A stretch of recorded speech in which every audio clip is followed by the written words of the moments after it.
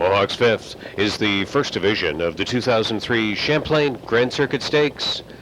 And they're off and pacing, looking to push through at the inside. Groovy Day with town champion, and off stride, leaving out of there, Mr. Supercharger is on a break. So moving up on the outside, I Said is driving forward, right through GRIN Tin to be attending. Western Affluence now showing up in the top four. Mercenary Hall and Groovy Day are past the trouble. In the backfield, outside Dr. No, then Real Hush, Quintessa Hanover, and after the first turn break, Mr. Supercharger is going out of contention. Jack Moiseev seizing the moment to put I Said up top in 28 seconds flat. Western Affluence cut out the first 3/8 and driving up on the outside. Town champion sits there in third. GRIN Tin is fourth. Groovy Day is fifth. Dr. No sixth. Seventh on the outside. That is Real Hush on the way to the half. Mercenary Hall nowhere to go, so he moves through in on the pylons. That's Quintessa Hanover. That's moving ninth, and the distance trailer 10th, Mr. Supercharger. Western Affluence took over from I Said.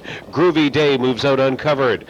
57-4 was the half. Western Affluence. Groovy Day is coming to call. They move on to the final Mohawk turn. I Said back at the inside from third.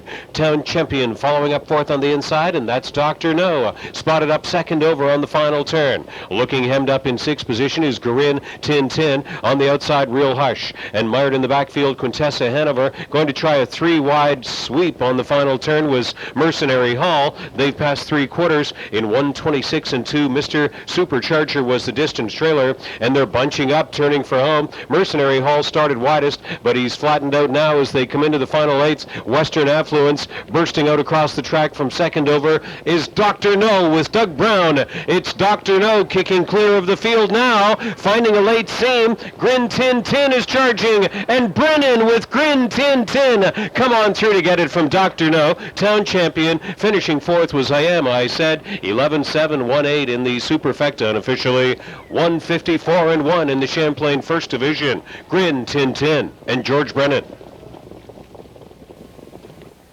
Number 11, GRIN Tin, the fifth race winner at Mohawk Racetrack of the Champlain Stakes First Division.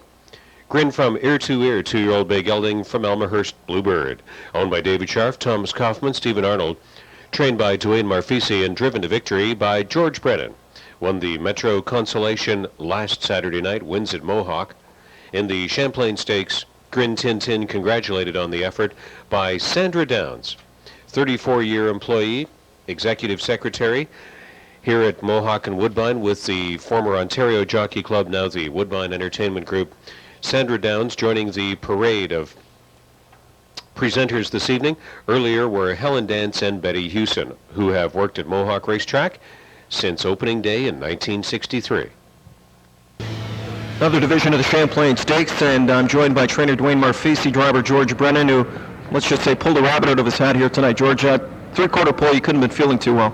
Well, no, I didn't at all, but, he's a colt where I feel he's a lot better racing with cover, which case I think I had too much cover tonight, and it just worked out. Sometimes it works out, sometimes it don't. Tonight it works out. There's going to be a time when... because I think he's an okay colt. He's going to have to get away from, racing with the cover like that and race a little bit more. But he raced good tonight. It worked out, and I was real happy with him. Drove accordingly when he sprung loose, loaded with pace. Yeah, he was loaded, and it was just a matter of him getting to the wire first because he was loaded. Okay. Just as good here tonight as he was last week, winning the Metro Consolation? Yeah, just as good. Okay, well, congratulations on the win. Thanks a lot. Good luck in the next. George Brennan off to drive. Have Gun will travel. A few words from trainer Dwayne Marfisi. Dwayne, again, I'm sure in communication with George, you felt it was in the better interest of the colt to race him that way. Yeah, I was calling out the half, full first up, so, but he did a great job getting through. Sometimes you got to get lucky. Where's the colt go from here? He's got the Nascaway next week and a couple golds here. Hopefully we can get on the boards in the gold. He's been kind of a nightmare. I know he's got the talent, but he sees an awful lot of things out there. Yep, and what have you done to try and rectify that? Some equipment adjustments? Yeah, he's got a pelling pacifier and a shitty daisy, and every time I change gear, he's good 1 week, and next week he's not. So far we've had 2 weeks in a row with the same gear, so. Yeah. He's getting better? Yeah, he's got a lot of go. He's just, like I said, he's a flighty kind of horse. Spent a lot of time with the sire GRIN from year to year, or what characteristics has he passed on to this guy? He wears the same shitty daisy and got the same gait, like he's got a wicked gait to him. Hopefully he's got the same toughness, too, in the same bank account at the end of the year. That'd be great. All right, Dwayne Marfisi having a great season. He caps it off here tonight with a win in the Champlain. We'll see you next week in the Nascaway. Thanks. Okay, coming up next is race number 6 in the program, more Champlain Stakes action.